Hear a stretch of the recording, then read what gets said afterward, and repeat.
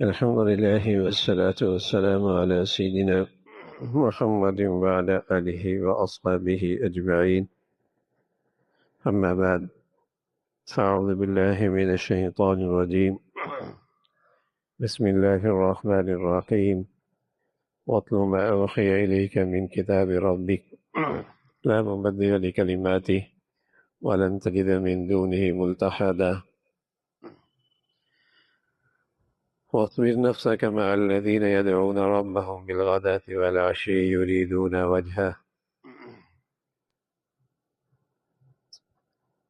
اصحاب کہف کا واقعہ اختتام اور مکمل ہوا. آگے دو باغ والوں کا قصہ ہے. اس کے درمیان میں چند وصیتیں ہیں، چند احکامات ہیں، چند نصیحتیں ہیں. اللہ کے نبی صلی اللہ علیہ وسلم سے خطاب ہے اور تمام اہل ایمان کے لیے، بلکہ اہل ایمان کو اس کی زیادہ ضرورت ہے. عام مسلمانوں کو ان نصیحتوں کی اور ان وصیتوں کی زیادہ ضرورت ہے. پہلی بات یہ فرمائی وَاتْلُ مَا أُوحِيَ إِلَيْكَ مِنَ الْكِتَابِ مِنْ كِتَابِ رَبِّكَ، کہ زندگی کا صحیح علم، زندگی کا صحیح علم جو سب سے زیادہ یقینی ہے اور محکم ہے اور پر حکمت ہے، وہ اللہ کی کتاب ہے، وہ وحی الہی ہے. یہ زندگی کے لیے سب سے صحیح علم کا سرچشمہ ہے. اس سے رہنمائی لو، اس پر اعتماد کرو، اس کو اپنی زندگی کی مشکلات میں سامنے رکھو.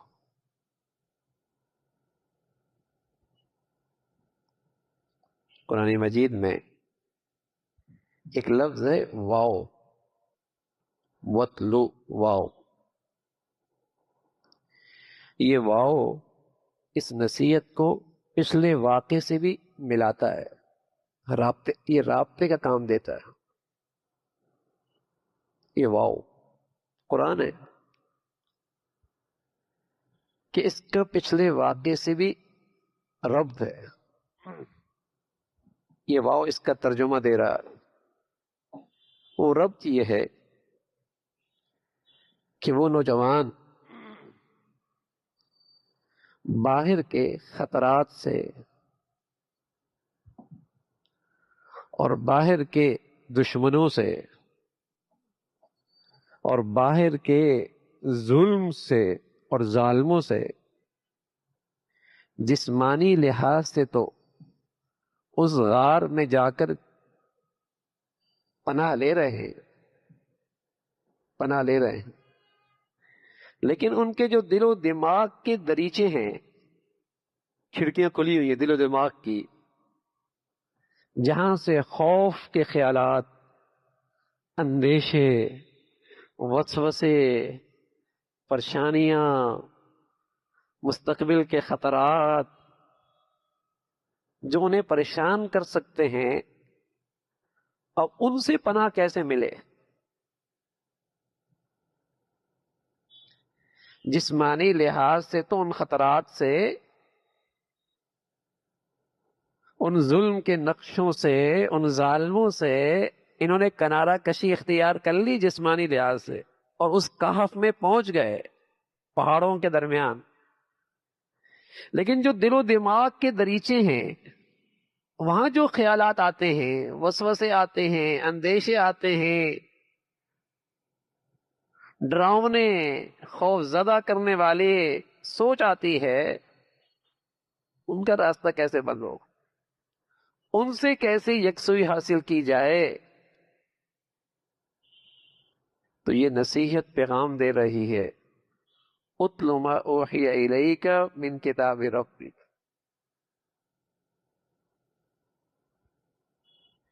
یہ جو قرآن مجید ہے، یہ اتلو کا معنی صرف تلاوت نہیں ہے، اتلو کا معنی آتے ہیں، دونوں معنی آتے ہیں، تلاوت بھی اور ساتھ ساتھ اس پر عمل بھی۔ فرمایا جب تم اس کی تلاوت بھی کرو گے اور اس پر عمل بھی کرو گے تو تمہارے دل و دماغ کے جو دریچے ہیں نا، اور خطرات اور وسوسے پریشانیاں آ رہی ہیں، اس سے بھی تمہاری حفاظت ہو جائے گی۔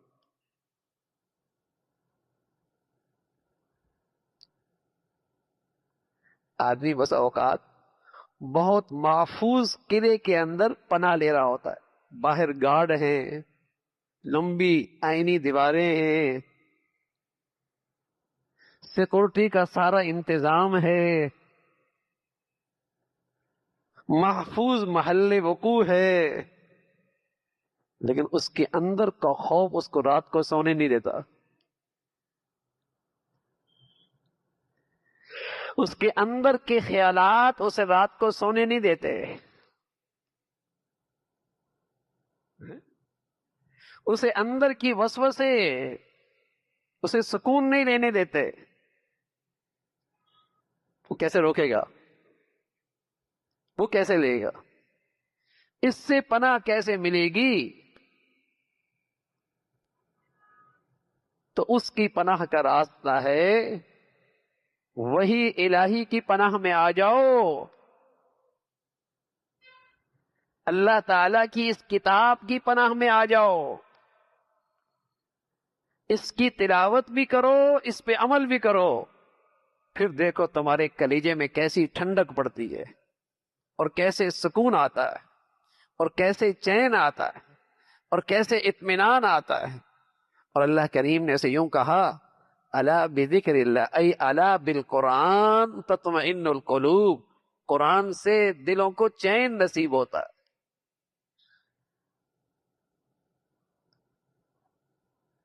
قرآن پر عمل کرنے سے، قرآن کی تلاوت سے دلوں کو چین نصیب ہوتا ہے۔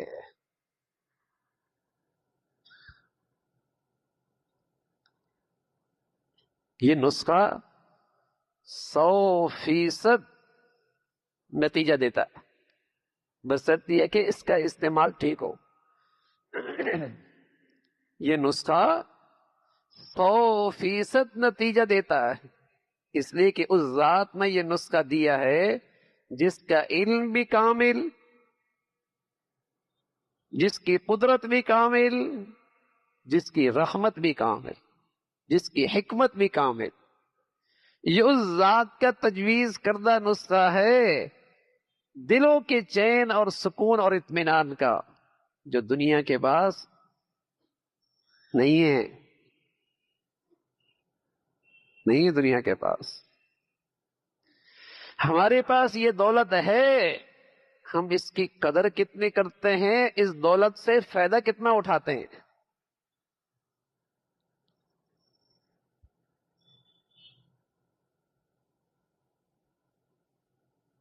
وَاتْلُ مَا أُوحِيَ إِلَيْكَ مِنْ كِتَابِ رَبِّكَ، تو واو کا لفظ اس کو پچھلے واقعے سے بھی جوڑ رہا ہے، اور نصیحت کر رہا ہے، نصیحت کر رہا۔ اور یہ ایسا اللہ کا طرف سے آیا ہوا کلام ہے جس کے قوانین، جس کے ضابطے بدلتے نہیں،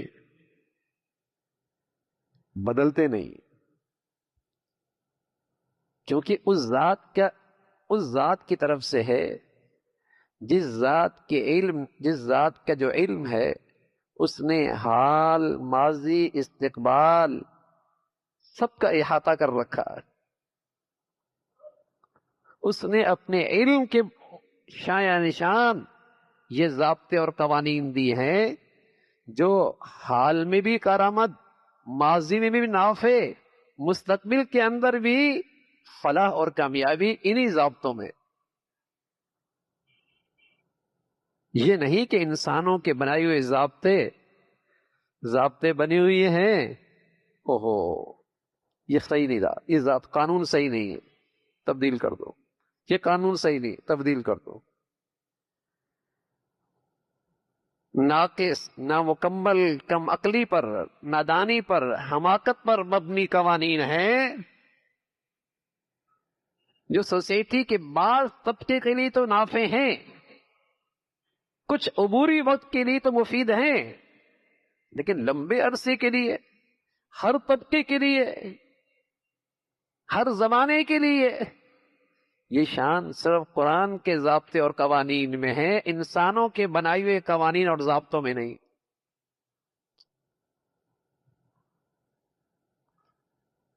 یہ شان اللہ کے کلام میں ہے، اللہ کی طرف سے تجویز کردہ ضابطوں اور قوانین میں ہے، ہر زمانے میں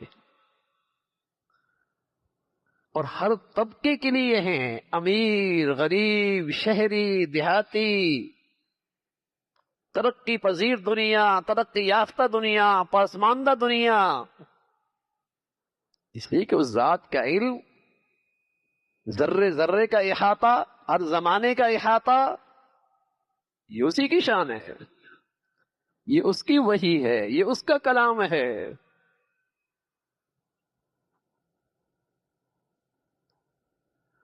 تو یہ تبدیل ہونے والا کلام نہیں ہے، اور پناہ کی جا بھی یہی ہے۔ اگر تمہیں پناہ چاہیے اور حفاظت چاہیے ہے تو اس قوانین میں، ان ضابطوں میں آ جاؤ، پناہ مل جائے گی، ورنہ کہیں دنیا میں پناہ نہیں، ورنہ پریشانیوں سے، خوف کے خیالات سے، اس سے اگر حفاظت ہے تو اس کلام اللہ کے اندر یہی ایک پناہ کی جگہ ہے۔ اگلی نصیحت فرمایا وَاصْبِرْ نَفْسَكَ مَعَ الَّذِينَ يَدْعُونَ، جب تم اپنی زندگی کے رفقا اور جب تم اپنی زندگی کے ساتھیوں کا انتخاب کرو، جب تم اپنی زندگی کے ساتھی، رفقا، جن سے تم مشورے لیتے ہو، رائے لیتے ہو، اپنی بات ان کے سامنے پیش کرتے ہو، جن کے ساتھ تم اٹھتے بیٹھتے ہو، جن پر تم اعتماد کرتے ہو، جن پر تمہیں بھروسہ ہے، جنہیں تم اپنا خیر خواہ سمجھ سکتے ہو، زندگی کا رفقا، ساتھی، جب اس کا انتخاب کر رہے ہو تو اس معاملے میں نصیحت فرمائی کہ ان چیزوں کو دیکھ لیا کرو، ان چیزوں کو دیکھا کرو۔ ہر آدمی زندگی میں ساتھ رہنے کے قابل نہیں ہوتا، جس پر میں اعتماد کروں، جس کے سامنے اپنی دل کی بات رکھوں، جس سے میں اپنی نجی زندگی کا مشورہ کروں، جس کو میں اپنے راز بتاؤں، جس کو میں اپنی مجلس میں بٹھاؤں، جس کی صحبت میں میں بیٹھوں، ہر آدمی اس قابل نہیں ہوتا۔ تو زندگی کے لیے کیسے رفقا کا انتخاب ہو؟ پہلا لفظ استعمال کیا وَاصْبِرْ، وَاصْبِرْ۔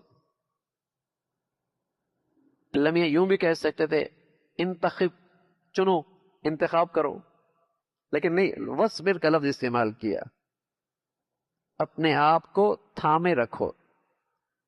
تو اشارہ کیا کہ جب تم چند ساتھیوں کا انتخاب کرو گے تو یہ تو ذہن بنا لو کہ رفاقت میں کچھ نہ کچھ ناگواریاں تو بہرحال آئیں گی، کیونکہ ہر جہت سے، ہر پہلو سے کسی کو تم سے مناسبت ہو اور تمہیں اس سے مناسبت ہو، ایسا نہیں ہوتا۔ یہ ایک باپ کے 3 بچوں میں بھی نہیں ہوتا، یہ ایک باپ کے 5 بیٹوں میں بھی نہیں ہوتا، یہ باپ سکی بہن بھائیوں میں بھی نہیں ہوتا۔ جس طرح اللہ تعالی نے انسانی شناخت ہر ایک کو دوسرے سے جدا رکھی ہے، انسانی شناخت ہر ایک کی دوسرے سے جدا ہے، حالانکہ یہ ساری شناخت اس حصے میں ہے، اور آنکھیں سب کی یہی ہیں، اور کان بھی سب کے یہی ہیں، ناک بھی یہی ہیں، سب کے منہ بھی یہی ہیں، اور کھربوں ہیں، لیکن پھر بھی اللہ نے سب کی شناخت الگ رکھی ہے۔ اس چھوٹے سے حصے میں یہ ساری ضروریات بھی اللہ نے پوری کی، سب کی شناخت دوسروں سے الگ رکھی۔ ایسا ہی ہے، شناخت بھی الگ رکھی، لہجہ بھی، آواز بھی الگ رکھا، چال ڈھال بھی الگ رکھی۔ تو بھائی تو پھر مزاجوں میں بھی تو فرق ہوگا نا، طبیعتوں میں بھی تو فرق ہوگا نا، رجحانات پہ بھی تو فرق ہوگا نا، طبیعتوں میں بھی فرق ہوگا۔ تو اس کے درپے تو نہ رہنا کہ کوئی آدمی ہر پہلو سے تم سے مناسبت رکھتا ہو اور تمہیں اس سے مناسبت ہو، یہ نہیں ملے گا دنیا میں۔ لیکن زندگی رفقا کے بغیر گزرتی نہیں، جنگل میں تو رہنا نہیں ہے، کسی کو ساتھ تو لے کے چلنا ہوگا۔ بیوی بھی ہوتی ہے، گھر والی بھی ہوتے ہیں، دوست بھی ہوتے ہیں، کسی کے سامنے دل کی بات بھی رکھی جاتی ہے، کسی سے مشورہ بھی کیا جاتا ہے، یہ انسانی زندگی کی ضرورت ہے۔ تو پہلا سبق دیا کہ زندگی کے اس سفر میں جب رفقا ساتھ ہوں گے تو صبر تو کرنا پڑے گا، یہ تو ذہن میں رکھو۔ کچھ ناگواریاں تو ہوں گی تو برداشت کرنی پڑے گی، بس یہ مقصد میں تمہارے ساتھ اس کی ہم آہنگی ہو، یہ علامات ہونی چاہیے اس میں۔ اور وہ علامات یہ ہیں، یدعون ربهم بالغداة والعشی یریدون وجہا، یہ اس کی علامت ہونی چاہیے کہ وہ صبح شام اللہ کو پکارتا ہو۔ یہ محاورہ ہے، یہ محاورہ ہے، جیسے ہم کہتے ہیں بھائی یار یہ صبح شام یہی کام کرتا رہتا ہے، مطلب کیا ہوتا ہے؟ ہر وقت یہی کام کرتا رہتا ہے۔ جیسے ہم کہتے ہیں نا یار یہ صبح شام یہی کرتا رہتا ہے، مطلب کیا ہے؟ ہر وقت یہی کرتا رہتا ہے۔ تو اسی طرح اللہ کہہ رہے کہ جن کا تم انتخاب کر رہے ہو رفقا کے لحاظ سے، ساتھی کے لحاظ سے، جس سے تم اپنی دل کی بات رکھنا چاہتے ہو، مشورہ کرنا چاہتے ہو، اس کے ساتھ اٹھتے بیٹھتے ہو، ان کی نشانی یہ ہونی چاہیے کہ وہ ہر وقت اللہ کو اپنے معاملے میں پکارتے ہوں، ہر قدم میں وہ اللہ سے مدد مانگتے ہوں، پکارتے ہوں، اپنا احتیاج اس کے سامنے رکھتے ہوں۔ اس کا ترجمہ یہ بھی ہو سکتا تھا کہ تم اپنے دوست دیندار بناؤ، یہ بھی ہو سکتا، لیکن ضروری نہیں کہ ہر دیندار بھی یہ کام کرے۔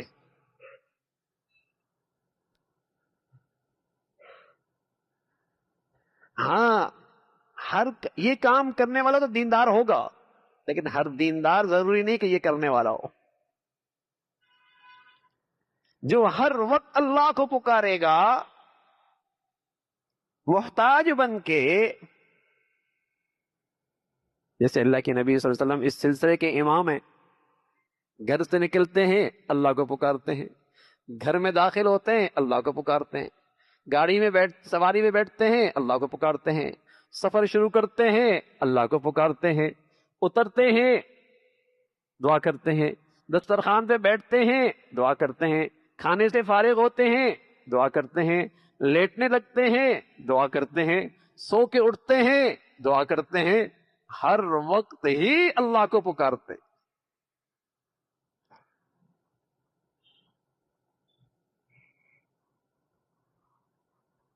گویا کہ ان کا اللہ سے ایک خاص تعلق ہے، جیسے آدمی اپنے ہر دل کی بات اپنے بہت قریبی سے کہتا ہے، گویا کہ اے اللہ اس کے اتنے قریب ہے کہ ہر بات اپنے اللہ سے کرتا ہے۔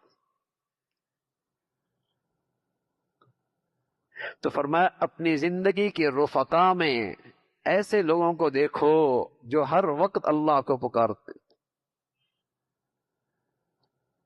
وہ مادی اسباب وسائل اختیار کرتے ہوں لیکن وہ اللہ کے سامنے اپنی احتیاج رکھتے ہوں۔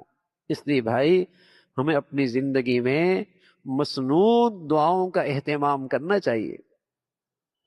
مسنون دعائیں، مسجد میں داخل ہوئے، مسجد سے نکلے، گھر پہنچے، گھر سے نکلے، یہ جو مسنون دعائیں ہیں یہ ایک نمایاں خوبی ہے اللہ کے نیک بندوں کی کہ ہر وقت اللہ کو پکارتے اور ہر قدم پہ ان کی نظر اللہ تعالی کی طرف جاتی ہے، ہر قدم پہ ان کی نظر اللہ کی ذات کی طرف جاتی ہے۔ یہ زبردست دینداری ہے۔ فرمایا زندگی کے ساتھیوں میں ایسے لوگوں کا انتخاب کرو جو صبح شام ہر وقت اللہ کو پکارتے رہتے ہیں اور ان کا مقصود اور مطلوب اپنی زندگی سے اللہ کی رضا ہے، ان کی زندگی کا مقصد اللہ کو راضی رکھنا ہے۔ اللہ تعالیٰ یہ خوبیاں ہمیں بھی نصیب فرمائے۔